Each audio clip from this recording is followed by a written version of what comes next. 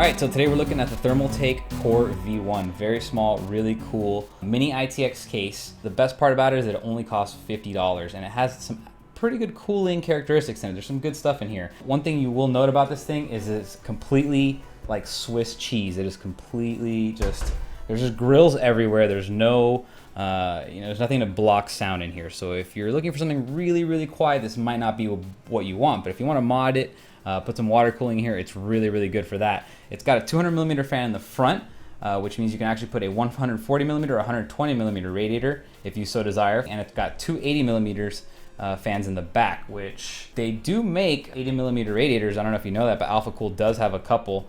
And you can go ahead and throw that and make this a full water-cooled rig. Or if you want, you can actually throw air cooling in here, and it does have 140mm of space that can take a really big graphics card. So you can put up to 285mm graphics cards in here, which is 10.5 inches.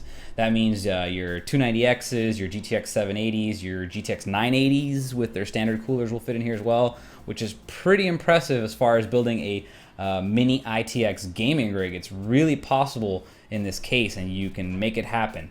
Now, as far as storage goes, two 2.5-inch drives and two 3.5-inch drives are available. They have their own little caddies. On top of that, another really cool feature on this case is that you can actually interchange all the panels. So as you see on the right and left sides, you have perforated grilled panels, and on the top you have glass or a clear-sided panel, but you can flip those around and you can actually buy additional panels from Thermaltake and have all clear-sided, or you can have all perforated. It's really up to you. You can even remove the bottom panel and put that on the top, which would be silly because then you'd have the dust filter for the PSU on the top.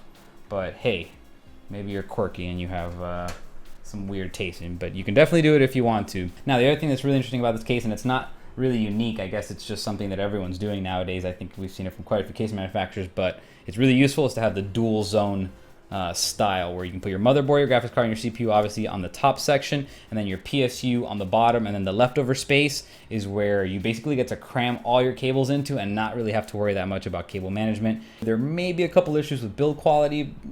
It's actually really nice. Maybe on the side here, that sound is not really nice. That's on the perforated side. The plexi side is really solid, so